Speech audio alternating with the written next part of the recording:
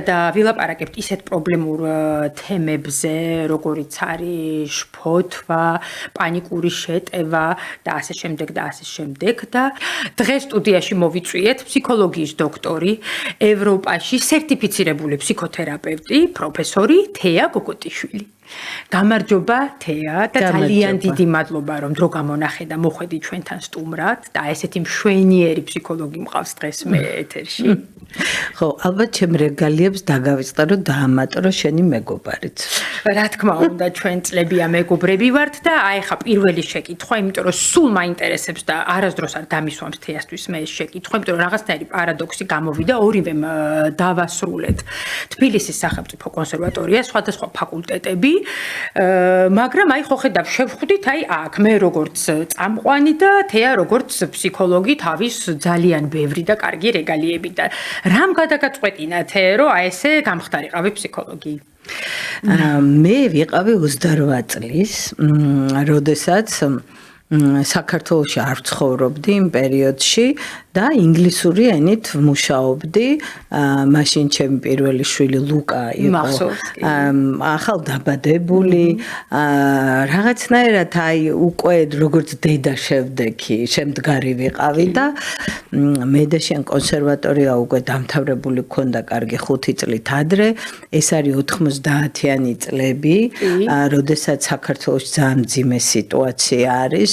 ამიტომ ბევრი ჩემს გარდა ასევე არ ცხოვრობდა ჩვენ ქვეყანაში, იმიტომ რომ აქ ძალიან დიდი სირთულეები იყო და მე ამ ინგლისურით ფუნქციონირებდი და გრძნობდი რომ მაინც ეს ის არ არის რაც მე მინდა. მიუხედავად იმისა რომ ახლა კონსერვატორიაში რომ დავამთავრე რაღაც პერიოდი კათედრაზეც ვიყავი, უკვე დისერტაციაზეც ვფიქრობდი, მაგრამ მე თავისთავად პროცესმა მოიტანა ის რომ ვიგრძენი რომ რაღაცა ახალი მინდა გავაკეთო. აი ვერ გრძნობდი თავს, როგორც დედა კი ვიყავი უკვე რეალიზებული და შემდგარი, მაგრამ როგორც პროფესიონალს რაღაცა სხვა ახალი ნამდვილად აი როგორც მოთხოვნილება გამიჩნდა. კი და აი გაგეცინება და იცი რაზე ვფიქრობდი იმ პერიოდში რომ ვოკალურზე ხო არ ჩავაბარო კონსერვატორიაში ისევ მეთქი ახალ ფაკულტეტზე და რაღაც სერიოზულად უმიზნებდი მე მაგ ამბავს. ხო და მე ისე მოხდა შემთხვევითი არაფერია რომ იმ პერიოდში აი ეს გამიჩნდა ეს იდეა ჩემმა არაერთი მეუბნებოდა რომ კარგი მსმენელი ვარ, რომ ჩემთან ურთიერთობაში ემოციურად უკეთესად ხდებიან და ასე შემდეგ და აპარატურა ქონდათ ერთ-ერთ ინსტიტუტში და მახსოვს რომ ჩემმა ერთმა ახლობელმა მითხრა რომ აქო რაღაც კვანტური ფიზიკის ასე ვთქვათ საწყისებზე თუ საფუძვლებზე აი რომ გადაიღებო ეხლა ძალიან სენსიტიური ფოტოები კეთდებოდა მე იშიფრებაო რომ აი შენი ბიოენერგეტიკული ველი რა ესე იგი ფერებს ატარებს და რა არის ამის ასე ვთქვათ მნიშვნელობა რომ გამიკეთეს ეს მოკლედ ის ვინც იყო იქ სპეციალისტი ვინც ამას კომპიუტერზე ამუშავებდა მოკლედ ესეთი გაფართოებული თვალებით რომ თქვენო მოწოდებული ფსიქოთერაპევტი ხართ და აიო ესო და რაღაცებს მიიხსნის ხეჩურს მე თბილისში წამოვიღე ის რომ ჩამოვედი და მქონდა ეს ინგლისურად იყო გაშიფრული ეს ჩემი ბიოენერგეტიკული ველი სასაცილოდ არ მყოფნი და მე ყველაფერი ვხალისობდი ამაზე მაგრამ აი რაღაც ისე მრავალჯერადად ითქვა ეს იმ დროს და იმ პერიოდში როცა ამ დროს მე შინაგანად ეს მოთხოვნილება მქონდა გარემო ამას უკვე მე რამდენჯერ მიმეორებდა და დავრეკე თბილისში და დედაჩემს ვუთხარი რომ მე გადავწყვეტე რომ ფსიქოლოგია უნდა მესწავლა და ჩემის გარდა მინდა გითხრა რომ აი გარემოში სოციუმში მე რომ ჩამოვედი თბილისში მეუბნებოდი რომ შენო იქო რაღაც პრობლემები ხარ შეგეგნა ისეთიო რომ რა თქინდა რა დროს 28 წლის ადამიანს ოჯახი გაქვს შვილი გყავს რა დროს ეხა ამის სწავლა და მე აი ძალიან თან თბილისში იყო უმძიმესი სიტუაცია და რა პერსპექტივა გაქვს, ვის უნდა ეგ შენი ფსიქოთერაპია და ფსიქოლოგია, ხალხი შუქი არ არის, დენი არ არის, რაღაც ელემენტარული პირველადი საჭიროებები არ აქვს და მე ესე ძალიან შინაგანი რწმენი ვთქვი, რომ არა, მე ეს მაინტერესებს და მინდა და რომ დავიწყე სწავლა, სხვა შორის ეს იყო ფსიქოლოგიის ინსტიტუტი უზნაძის მიერ დაფუძნებული და აი ამ სამეცნიერო ინსტიტუტში მესამე სართულზე იყო სასწავლო ინსტიტუტი, რომელიც უშუალოდ მაგ პროფილით სამედიცინო ფსიქოლოგიის მიმართულებით იყო ეს ფაკულტეტი, გამოყენებითი და სამედიცინო ფსიქოლოგია და რომ დავიწყე სწავლა, ვიგრძენი, რომ აი ეს არის რაც ვარ მე და რაც მე მოთხოვნილების სახით, აი შინაგანი პროფესიული რეალიზაციისთვის მჭირდება და აი ესე დაიწყო ეს ყველაფერი ჩემო ნათია. და ისე დაიწყო, რომ მე რო დავამთავრე უკვე 2 წელიწადში თუ 3 წელიწადში სადოქტორო გავაკეთე და ასე შემდეგ და ასე შემდეგ. და რა ვიცი, დღესდღეობით, რა ვიცი, ყოველ შემთხვევაში მე მგონი ყველაზე ისეთი წარმატებული ფსიქოთერაპევტი ხარ. არ უჩივი, ძალიან მიხარია მე შენი ესეთი წარმატება. ეხლა მინდა კიდევ გკითხო, იცი, რაც მეც მაინტერესებს და ბევრს აინტერესებს. ხა მე მაგალითად არასდროს არ ყოფილ ვარ, ესე არ მიმართავს ფსიქოლოგისთვის დახმარებისთვის და აი როგორ უნდა მივხვდეთ საერთოდ, რომ აი გვჭირდება ეს ფსიქოლოგიური დახმარება, აი რა პრობლემები უნდა გქონდეს? პირველ რიგში ვეცდები მარტივად თქვა, რომ როცა ადამიანს ჭირდება ცვლილება და საკუთარი რესურსებით ვერ ახერხებს იმ თავისი სურვილის, მიზნის, აი ამ ცვლილების მიმართულებით ნაბიჯების გადადგმას, როცა რაღაც უჭირს, აწუხებს, ცდილობს, რომ გადალახოს ეს მდგომარეობა. სხვა შორის ფსიქოლოგიაში ესე გვაქვს, რომ კრიზისი არის, ესე იგი, ახალი ეტაპის დაწყების რესურსული მდგომარეობა.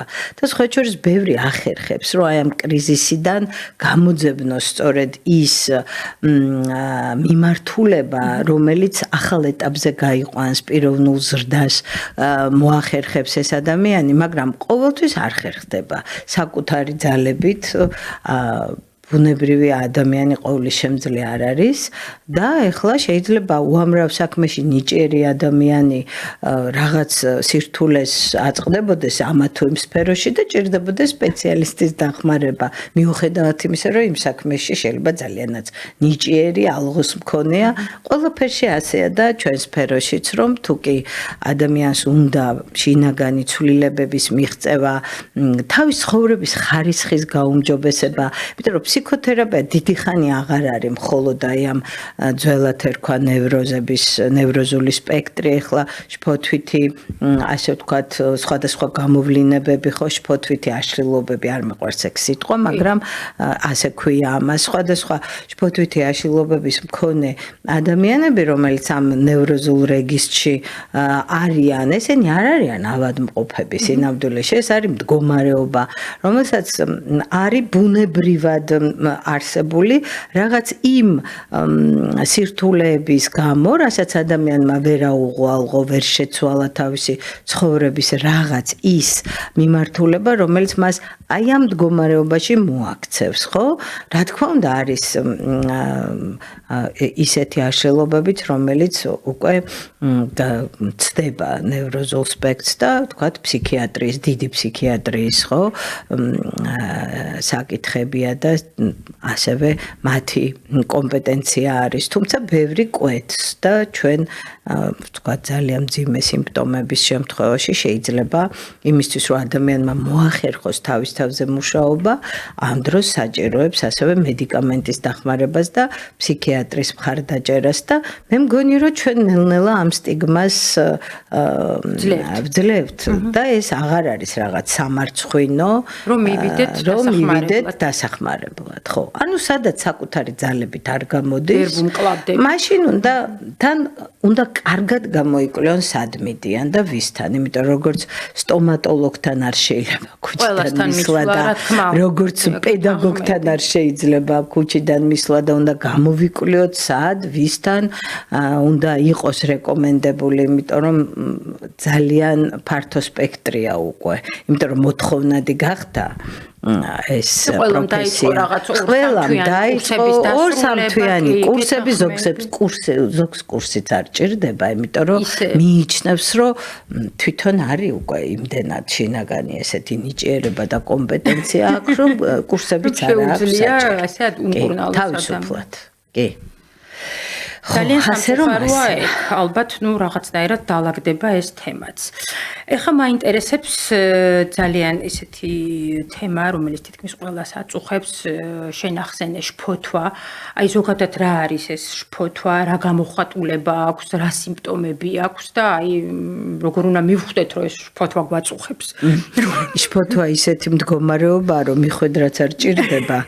ვინაიდან ესე იგი, აი მე მინდა რომ ეხლა მარტივად, მაგრამ ძალიან მკაფიოდ და ცხადად ავხსნა რაღაცეები, რომ ჩვენს მსმენელს თუ მაყურებელს, როგორც გვექნება, როგორც ადამიანები, ესე იგი, აღიქვამენ ჩვენ საუბარს და რა გამოადგეთ ეს პრაქტიკაში, ხო? და მე ისეთი კუთხით ვეცდები ამის ახსნას, რომ აი ერთმანეთისგან გარჩევა შეძლონ ადვილად და მე მარტივი რეკომენდაციებიც გავაჟღეროთ, რომ თვით დახმარებისთვის თვითონ დაეხმარონ, იმიტომ რომ დღეს ძალიან გავრცელებულია აი შფოთვითი მდგომარეობები, ну აშლილობა უკვე ფორმირებული არის, რაღაც კონკრეტულად უკვე ჩამოყალიბებულია ეს, რომ პერიოდულობა ახასიათებს და ადამიანი უკვე სრულფასოვნად ვეღარ ფუნქციონირებს, იმიტომ რომ ძალიან დიდი დისკომფორტი წარმოიდგინე, რომ ამ დროს ადამიანი ხდება მოექცევა ისეთ მღელვარებაში, ისეთი სახის წუხილი მოუსვენრობა ეუფლება, რომ შეიძლება ერთ ადგილზეც ვეღარ ჩერდება დიდწილად და ამიტომ მისი ცხოვრება და ფუნქციონირება სრულფასოვნად ვეღარ ხერხდება, იმიტომ რომ ეს უშლის მას ხელს. მერე ეს იწვევს საკუთარ შესაძლებლობებში თვითრწმენას, რასაც უწოდებდა და თავდაჯერებას იქ იწვევს რყვევებს, რომ ის ვეღარ აკონტროლებს თავის მდგომარეობას, შესაბამისად ვეღარ ეყრდნობა თავის თავს და ამის გამო იზღუდება მისი ცხოვრების ხარისხი და ვეღარ აკეთებს იმას, რაც მას უნდა რომ გააკეთოს და მოკლედ ძალიან ესე იგი მძიმე მდგომარეობაში ექცევა და იმიტომ არის ძალიან გავრცელებული ეს, რომ არასტაბილურობა, რომელიც დღეს მთელ სამყაროს ახასიათებს და აი ეს ხვალინდელ დღეზე სრულად არაპროგნოზირებული მდგომარეობები, ეს ხო მარტო ჩვენი ქვეყნის სირთულე არ არის, თუ ჩვენ შევხედავთ მსოფლიო მასშტაბით, იხედავენ ხვალინდელი დღისკენ, მომავლისკენ, რომ ვერ ხედავენ, ვთქვათ, სიმყარეს, ეს ბუნებრივია იწვევს მათში აღელვებას. ეხლა მე ძალიან ზოგადად ვამბობ ამას, იმიტომ რომ თითოეულს შეიძლება თავისი სუბიექტური შინაარსიც ჰქონდეს, რომელიც მას ხვალინდელი დღის, ანუ მომავლის შესახებ რისკების განცდას უჩენს. და მარტივად რო ავხსნა, შფოთვა ეს არის მომავლის მიმართ რისკების და მომავალთან დაკავშირებული შიშის განცდის მდგომარეობა. ეს არ არის აქ და ახლა, ამ რეალობასთან კავშირში. ეს არის მომავალზე. გიპყრობს ალბათ და მთავარი ის არის, რომ ის ცუდი ფიქრები ყველასთან მიდის და მოდის, მაგრამ საქმე იმაშია, რომ ეს ადამიანები ამ ცუდ ფიქრებს უნებლიეთ აყვებიან და ფაქტობრივად აი ამ ნეგატიური სამომავლო სცენარების ტყვეობაში მოექცევიან. ესე იწყება ეს ყველაფერი, მერე გამყარდება გამეორებითობით და ძლიერი ემოციური აფექტაციით და ეს მერე მეორდება და სხვადასხვა სიტუაციებში, ყველაზე უადგილო სიტუაციებშიც უკვე ფიზიკური, ანუ სომატური სიმპტომების სახით მოდის. ესე იგი იწყება გულისაჩქარება, იწყება სუნთქვის გახშირება, ადამიანი ვეღარ პოულობს ადგილს, თავს ძალიან, ესე იგი, ესეთ აგზნებულ და შეწუხებულ მდგომარეობაში განიცდის და აი ეს არის რასაც ესე იგი ვერ უმკლავდება. მერე იწყება სამწუხაროდ ხშირად ეს თვითმკურნალობა. ჩემი ნაცნობი თუ მეზობელი ამა და ამ პრეპარაციებს და მე ახლა ამას დავლევ და ამითი ჩავაცხრობ აი ამ შფოთვით მდგომარეობას და იწყება თვითმკურნალობა, რომელსაც ძალიან ცუდი შედეგები მოაქვს. ჯერ ესეთი დამოკიდებულები ხდებიან ამ პრეპარატებზე. მე ან შველით ეს ან არ შველის, ანესტეზიასავით არის. იმ შფოთვას აქვს თავისი შინაარსი. და აქ დამოკიდებულება და განწყობა არის შესაძლებელი, თორე რო ჩაკლავ ახლა კარიესი რო დაეწყება ადამიანს და ის ხონდა იმკურნალო და არა გაიყუჩოს, ხო შორის ბევრი არ მიდის ექიმთან და ურჩევნია რომ დისკომფორტი აირიდოს. აი ესეთი დამოკიდებულებები უპასუხისმგებლობა არის საკუთარი თავის მიმართ ძალიან უდიერი დამოკიდებულების გამოხატულება და რა თქმა უნდა ართულებს ვითარებას, იმიტომ რომ არსადეს არ წავა. არ პროფესიონალ მედიკოს ესმის, რომ მარტო მედიკამენტით აქ ვერ გახვალ ფონს, იმიტომ რომ დროებითია ეს შედეგი. აქ თუ არ მოხდა ცვლილებები პიროვნული, არ მოხდა განწყობის ცვლილება, დამოკიდებულების ცვლილება თუ არ მოხდა, დროებით შეიძლება რაღაც ეფექტის მიღება და მე ისევ ბრუნდება ეს, იმიტომ რომ არსი უცვლელი რჩება. მარტივად ასე ვამბობ ხოლმე, რომ მედიკამენტი ვერ შეგიცვლის შენ აზრებს და შენს, ასე ვთქვათ, საკუთარი თავის მართვის შესაძლებლობებს ვერ შეგიქმნის მედიკამენტი, ხო? ხშირად ადამიანები ებრძვიან იმას, რომ არ მოვიდეს თავში ეს აზრი და აქ არ არის საჭირო ბრძოლა, იმიტომ რომ ჩვენ ვერ ვაკონტროლებთ რა მოვა. ეს რაღაც ისეთი მდინარის დინებასავით არის და ერთ ნაკადში ორჯერ რო ვერ შეხვალ ეს თემაა. და ის რაც მოდის, როგორ ხვდები მე ამას და რას ვაკეთებ იმასთან დაკავშირებით, ანუ ჩემ თავთან რამდენად შემილია დიალოგი, რამდენად მე ჩემი თავის დაქვემდებარება და ჩემი თავის მართვის შესაძლებლობა რამდენად მაქვს. აი ქართულ ენაში გვაქვს ჩვენ ცნება თავის უფალი, ეს თავის ფლობასთან დაკავშირებული ცნებაა, რომ მე და საკუთარი თავის ხელში აყვანა. ეს ხო არ არის რომ მართლა თავის ქალა აყავს ხელში. ნუ ამას თავის შინაარსი აქვს, ხომ? და თუ მე, ანუ აი ეს პიროვნული ღერძი, მე ცნობიერი ego, რასაც ქვია, ამას ცუდი კონოტაციაც კი აქვს, რომ ego აქვს ისეთი და ego სხვადასხვა აქვს ფსიქოლოგიაში და აქ რაღაცა ამპარტავნებასთან, ლექსიკაში რაღაც ჩვენთან ამპარტავნებასთან გაიგივებული გახდა, რომ ego თუ ძლიერია, ეს ძალიან მაგარია, იმიტომ რომ ცენტრია და საყრდენია იმ შინაგანი ნაწილების, რომელიც მუდმივად, ესე იგი, შეიძლება, ესე იგი, რყევებს იწვევდნენ და თუ არა შტორმის მდგომარეობაში გამყოფებდნენ. ამიტომ აი ამ ეგოს გაძლიერებაზეა ორიენტირებული ფსიქოთერაპია და რომ ადამიანმა მოახერხოს საკუთარი თავის მართვა, რომ არ ვარგა აქ ასე ვთქვათ, საკუთარი წარმოსახვების ძალიან ფართოდ გაშლა და მე მოკლედ ავხსნი, რატომ არ ვარგა. იმიტომ რომ აღმოჩნდა, რომ ჩვენი თავის ტვინის სისტემები, ლიმბური სისტემა, რომელიც ჰორმონალურ პასუხებს იძლევა აი ამ წარმოსახვაზე, ის ვერ არჩევს თურმე, რომ მართლა არის საფრთხე უკვე ახლა ამ მომენტში, თუ ეს არის წარმოსახვითი. რატო ვერ არჩევს ახლა? ადამიანი რო წარმოიდგენს ამ საფრთხეებს და აყვება ამ თემატიკას, ხომ? და ვერაფერს ვერ უშვება, ამ დროს ძლიერია. ამ დროს მას შიშის ზარი ყორობს პირდაპირ და როცა შიში მოდის იმ წარმოსახვით სამომავლო თემებთან დაკავშირებით, ეს ლიმბური სისტემა გამოტყორცნის კორტიზოლს და ადრენალინს, რისთვის იცი რომ ან უნდა თავს დაესხა საფრთხესამ და გაიქცე. ეხლა არაფერი საფრთხე არ არის, ეს ადამიანი უბრალოდ ამას წარმოიდგენს და არც არსად გასაქცევი აქტუალობა არ არის, მით უმეტეს გასამკლავებელი და თავდასხმის და ბრძოლის, ასე ვთქვათ, არავითარი საჭიროება არ არის და გამოტყორცნა უკვე თავის ტვინმა ეს ჰორმონები და სინამდვილეში იმისთვის, რომ აი ეს მოძრაობა, მოქმედებები, ეს ძალიან თვითგადარჩენისთვის მნიშვნელოვანი აქტივობა განხორციელდეს. და ეს ამის საჭიროება არ დგას, და ამიტომ მოდის სიმპტომურად ეს შფოთვები, იმიტომ რომ ეს ენერგია, ეხლა აი ამას ხაზ გავუსვამ. ეს არის ენერგიული, შინაგანი ამ სასიცოცხლო ენერგიის, როგორც აქტივობისთვის საჭირო ენერგიის, ისეთი დამუხტვა ხდება, რომ საწაიღოს ადამიანმა ეს ენერგია და აი ეს სუნთქვის გახშირება, გულის აჩქარება, იმიტომ რომ ეს ენერგია მოვიდა. უნდა გაიქცე ან თავს დაესხა, რომ გადაირჩინო თავი.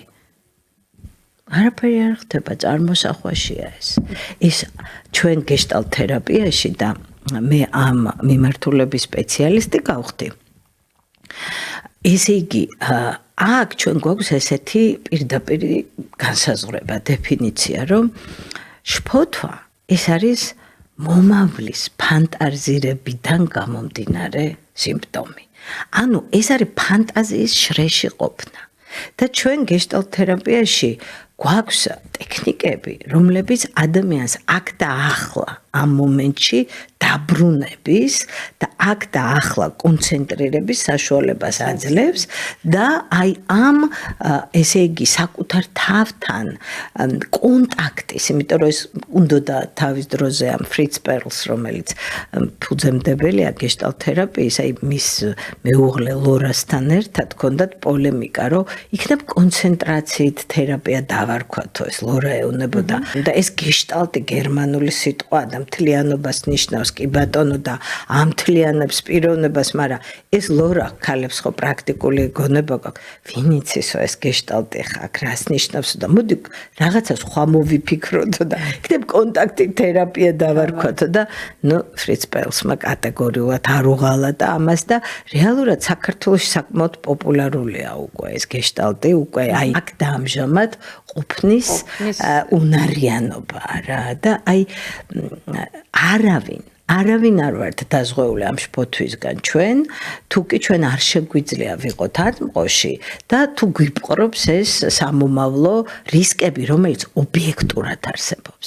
ხშირად გამიგია ესეთი გამოთქმები, რომ რას დამეხმარება ეს ფსიქოლოგი თუ ფსიქოთერაპევტი რა პრობლემებს შემიცვლის, თვითონ მომიგვარებს, თუ რაც არის, იცვლება მიდგომა, იცვლება განწყობა და უკვე უნარიანობა თვითონ შინაგანი რესურსის გააქტიურება ხდება. და რა საინტერესოდ ახსენით, აი ჩემთვის ისე გასაგები იყო ყველაფერი და ეხა კიდევ უნდა გკითხო, ეს საინტერესოდ რო ამიხსნა, აი ეს რაღაცნაირი ყველა სოციალურ ქსელში მხდება, თითქოს რაღაცა მოდური გახდა ეს პანიკური და ეს პანიკური შეტევა მესმის ყველა რაღაცას წერს, ყველა რაღაცას ჩივის და აი ეს რაღა არის. თავიდან პანიკური შეტევები შედიოდა, ანუ შფოთვითი აშლილობების კატეგორიაში იყო გაერთიანებული. გამოიყო ეს ცალკე აი ამ სადიაგნოსტიკო სახელმძღვანელოებში და ცალკე ნოზოლოგიად ჩამოაყალიბეს. ანუ ეს პანიკური შეტევა.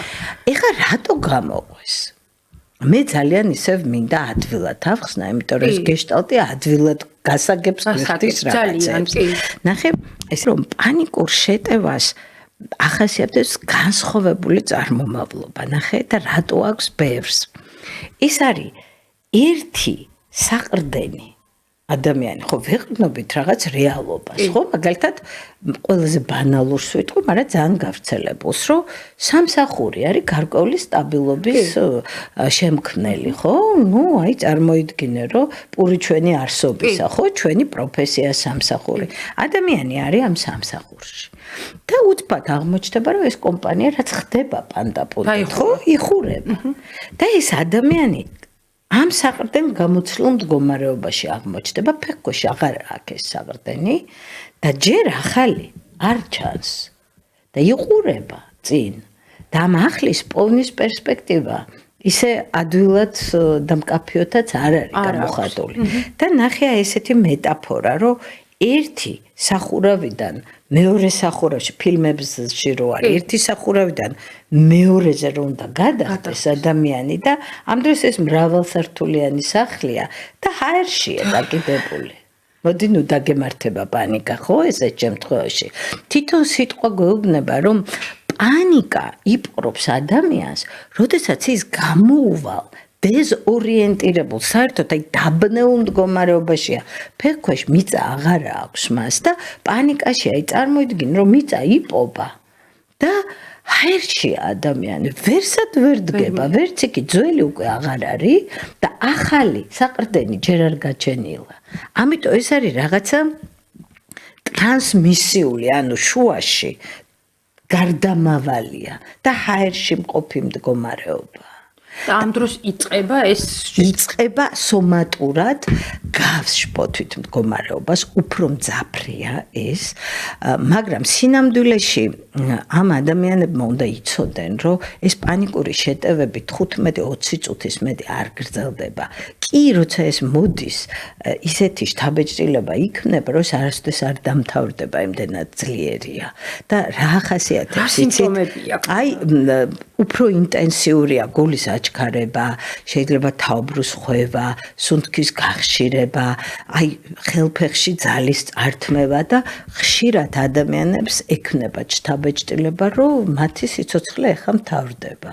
და იცი, ამას კიდე ემატება შიში. და შიში იცი როგორი რამეა? ერთ-ერთი ძალიან ძაფრი გამა მტკიცებელია იმ განწყობის და იმიტომ რომ ძლიერი აფექტი, ძლიერი ემოცია აფიქსირებს პირდაპირ ჩაბეჭდვას ახდენს იმ მდგომარეობის, ანუ განწყობის გეშტალტის ფიქსაცია ხდება და მე მსგავს სიტუაციებში, აი ასოციაციურად მსგავსშიც კი უკვე ის სიმპტომები იწყებს მანიფესტირებას, ანუ გამოვლენას და აი თუ კიდევ აქ შეეშინდა ადამიანს და როგორც წესი ეშინიათ ხოლმე ამის, იმიტომ რომ ექნებათ შთაბეჭდილება, რომ ცუდად არის საქმე, ესე იგი თავდება ყველაფერი, ხო? აი ეს შიში კიდევ უფრო განამტკიცებს ამას და ძალიან მძიმე მდგომარეობაში აგდებს ამ შეშინებულ ადამიანებს ბუნებრივია. აი როგორ უნდა მოიქცნენ ამ დროს შეიძლება თუ ძალიან მძაფრია უკვე სიმპტომები, საჭირო იყოს თქვათ ასევე მედიკამენტური მხარდაჭერა, მაგრამ ნახე, ფსიქოთერაპია და კონკრეტულად გეშტალტ თერაპია ფლობს ისევ და ისევ ინსტრუმენტებს. ეს არის ნებისმიერი ფსიქოთერაპია არის სიტყვით მკურნალობა. მართალია სიტყვით თუ არ იცი კარგად შენი საქმე შეიძლება მოკლა ადამიანი. ან გააცოცხლო, ხო? მაგრამ თუ კარგად იცი ეს ამბავი და გესმის ეს სპეციფიკა და ურთიერთობა რაც არის მთავარი, იმიტომ რომ გეშტალტში აი ეს ურთიერთობა, კონტაქტი, რომელიც ფსიქოთერაპევტს და კლიენტს შორის მიმდინარეობს, უკვე თავისთავად თუ იცი, როგორ უნდა იყო ამ ურთიერთობაში და იმ ღირებულებებს ატარებ, რომელიც არის ეს ჰუმანური ღირებულებები, ეგზისტენციალური ხედვა გაქვს შესაბამისი, ხო? იმიტომ რომ ჰუმანისტური ეგზისტენციალური მიმართულების არის ეს მოდალობა და თან კარგად ფლობ თვითონ პროფესიულად ამ სფეროს დახმარების გაწევა ხდება და იმიტომ გახდა გეშტალტი პოპულარული, რომ ჩვენ რეალობაში, რომ თქვათ გაიდლაინებით გაწერილი შეიძლება კოგნიტურ-ბიჰევიორული თერაპია არ მოწონთ ქართველებს, იმიტომ რომ დავალებები უნდა შეასრულო, წერო, იკითხო,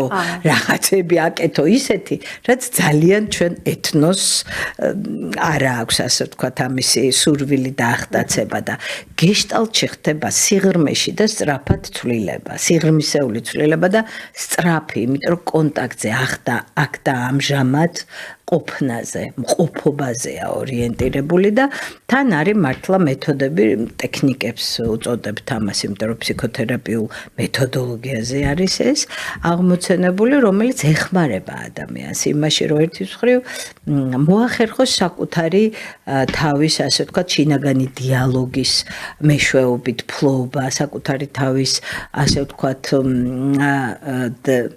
რელსებზე დაყენება, ესე ვიტყოდი. მე ტექნიკები არის აი რაღაცებს ადვილად შევთავაზებთ ეხლაც, რომელიც არ არის რაღაც, რა თქმა უნდა, ცალკე პლანეტა და განყენებულად არსებული სხვა მეთოდებსაც აქვთ მსგავსი, მაგრამ ეხლა თვითდახმარების ესე იგი ჩარჩოში თუ პრიზმაში, რასაც ეხლა შევთავაზებთ, მსგავსი არის შეიძლება სხვა მეთოდოლოგიაშიც, მაგრამ თვითონ ფსიქოთერაპიულ პროცესში, აი მე შენ ურთიერთობის პროცესში როგორ ხდება ამის გამოყენება და სრულად ინდივიდუალურია მიდგომა, იმიტომ რომ ჩვენ ასე უყურებთ, რომ თითოეული ადამიანი არის ერთი და განუმეორებელი, უნიკალური არსება, ეს ფენომენოლოგიური ხედვა არის ასეთი, რომ ერთი და განუმეორებელი ფენომენია და სწორედ მის ინდივიდუალობაზე მორგებულ პროცესს წარმართავთ ჩვენ და არა რაღაცა ესე ხისტად პროტოკოლზე დაფუძნებულს, როგორიც სხვაგან შეიძლება სხვა მეთოდებს შეიძლება ქონდეს. და კიდევ რა მაინტერესებს თეა ეს რომელ ასაკში უფრო მძაფრია ეს შფოთვა და პანიკური რა თქმა უნდა ეს შეიძლება პანიკური შეტევები ნაკლებად რომ ორიენტირებული იყოს მცირეწლოვან ასაკში, რა თქმა უნდა ეს უკვე მოზრდილ ასაკში უფრო მეტად არის, თუმცა შეიძლება გარდატეხის პერიოდშიც ხდებოდეს რაღაც ასეთი. და როგორ არა გარდატეხის ასაკში, აი პუბერტატის პერიოდს უწოდებთ ჩვენ ამას ფსიქოლოგიაში, ხა ეს მოწყვლადი ხანაა ძალიან, ხო? იმიტომაც გარდატეხის ბევრი რამე იცვლება და თუ კი ახლა მოზარდი უკვე არის, მაგალითად თუ შფოთვებს შევეხებით, რომ თუ არის ორიენტირებული, რომ სულ ფანტაზირებს და სულ მომავალში ეყურება და იქ რაღაც საფრთხეების განჭვრეტაში ცხოვრობს, ბუნებრივია რომ შფოთვა დაეწყება და ნუ პანიკური შეტევა შეიძლება, იმიტომ რომ შეიძლება ვთქვათ მშობლები დაშორდნენ და ეს ბავშვი ვერც იქით არის, ვერც ერთ მშობელთან ვერც აქეთ და ამ გაგებით არის ჰაერში გამოკიდებული. მადლობა თე, ესეთი მე ვატყობ ჩვენ ვეღარ მოვასწარით ტექნიკები. თვითონ თვითდახმარების ტექნიკები, მაგრამ რას ვიზამთ ყველაფერი ერთ გადაცემაში. ხო, რა თქმა უნდა, აუცილებლად კიდევ უნდა დაგპატიჟოთ რაღაც დროის მერე, კი, რა თქმა უნდა. და დავტოვოთ მაშინ ეს ინტრიგა. დავტოვოთ ეს შემდეგი გადაცემისთვის და ნუ აი უღრმესი მადლობა ესეთი საინტერესო საუბრისთვის, ჩემთვისაც აი რა ვიცი, ყველაფერი ერთ წამში გავარდა დრო. გასაგები იყო და ნუ რა ვიცი, ძალიან დიდი მადლობა. მადლობა მეც ვისიამოვნე ამ კონტაქტით. დღეისათვის სულ ეს იყო, მომავალ შეხვედრამდე.